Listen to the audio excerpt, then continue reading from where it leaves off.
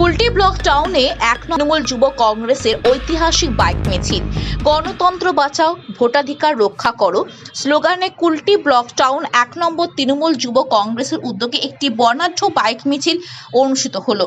SIR এর নামে সাধারণ মানুষের গণতান্ত্রিক অধিকার হরণ এবং বিজেপি চক্রান্তের বিরুদ্ধে প্রতিবাদ জানাতে এই কর্মসূচি নেওয়া হয়। মিছিলটি শাকতরে ইসিএল ময়দান থেকে শুরু হয়ে বরাকর হয়ে নিয়ামতপুর সাহেব বাংলা মাঠে শেষ হয়। উপস্থিত ছিলেন আসানসোল পৌরসভার ডেপুটি মেয়র অভিজিৎ ঘটক, রাজ্যের তৃণমূল কংগ্রেসের নেতা উজ্জ্বল চট্টোপাধ্যায়, কুলটি ব্লক তৃণমূল যুব কংগ্রেসে ১ নম্বরের সভাপতি রাহুল ঘোষাল সহ দলের অন্যান্য নেতৃত্ব, কর্মী ও সমর্থকরা।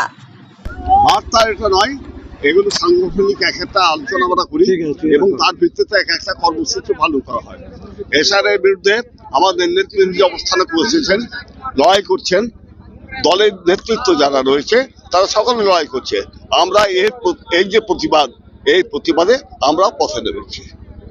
থেকে কি বার্তা যাবে মানুষের কাছে?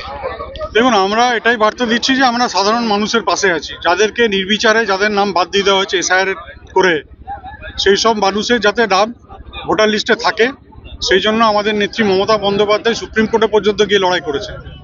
তাই আজকে আমরা এই বাইক র্যালির মাধ্যমে সাধারণ মানুষকে এটাই বলছি যে তৃণমূল কংগ্রেস আপনাদের সঙ্গে আছে, আপনাদের পাশে আছে এবং এই যে অত্যাচার, যেভাবে বিজেপি আজকে ইলেকশন কমিশনকে তাদের প্রায় দলদাস হিসেবে কাজে লাগাচ্ছে, তার বিরুদ্ধে আজকে আমাদের এই এসআইআর এর বিরুদ্ধে লড়াই। শোনা যাচ্ছে কয়েকদিন পরেই ভোটের নাম হচ্ছে, ভোটের কি নাম ঘোষণা আদৌ হবে? কারণ এখনো তো এসআইআর প্রক্রিয়াটা সম্পূর্ণ হয়নি। সেই জন্যই তো আমাদের নেত্রী ধর্ণা দিচ্ছেন। আজকে আমাদের মাননীয় মুখ্যমন্ত্রী তিনি এসআইআর যাতে প্রক্রিয়া তাড়াতাড়ি শেষ হয়, সেই জন্য তিনি ইলেকশন কমিশনকেও বলেছেন এবং অন্যান্য জায়গাতে আমরা আবেদন করছি যাতে নির্বাচন সঠিক সময়ে হয়।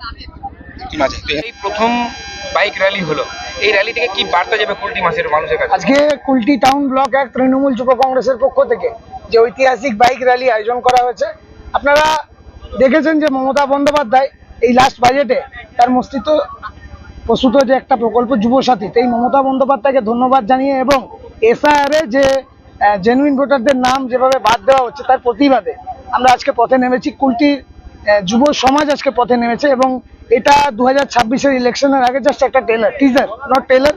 2026-এ যে খেলাটা ব্যালট বক্সে মানুষ খেলার জন্য তৈরি হয়ে আছে, কারণ কিনা 2021-এ মাত্র 689 ভোটে আমরা এখানে এই সিটটাতে পরাজিত হয়েছিলাম।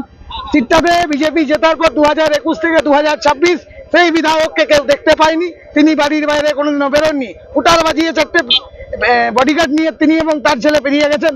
আমাদের নেতা উজ্জ্বল চট্টোপাধ্যায় থেকে শুরু করে আমাদের ব্লক সভাপতিরা থেকে শুরু করে আমাদের প্রত্যেকটা কর্মী, শীত হোক, বর্ষা হোক, গ্রীষ্ম হোক, সব সময় মানুষের পাশে থেকেছে, যুব সমাজের পাশে থেকেছে এবং মমতা বন্দ্যোপাধ্যায় যেভাবে যুবকদের উন্নয়ন করে চলেছেন, তাই কুলটির যুব সমাজ মমতা বন্দ্যোপাধ্যায়ের পাশে ছিল, মমতা বন্দ্যোপাধ্যায়ের পাশে আছে, মমতা বন্দ্যোপাধ্যায়ের পাশে।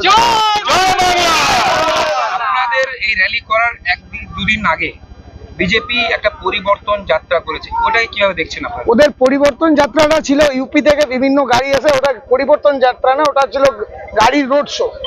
ঠিক আছে, ওই গাড়িতে লোক ছিল না, ওই পুলিশ ছিল আর একটা করে ইউপির নেতারা ছিল, আর ইউপির গাড়িতে ভর্তি ছিল লোক, মেরে কেটে 40টা ছিল। আর আজকে কুলটি জনগণ দেখেছে, প্রেস মিডিয়ার লোক দেখেছে, আপনারা দেখেছেন যে কি সংখ্যক যুবক যুবতীরা, এলাকার মানুষরা মমতা বন্দ্যোপাধ্যায়ের সমর্থনে, জোড়া ফুলের সমর্থনে আজকের পথে নেমেছে। আপনারা? আমার নাম রাহুল ঘোষাল। মমতা ব্যানার্জি।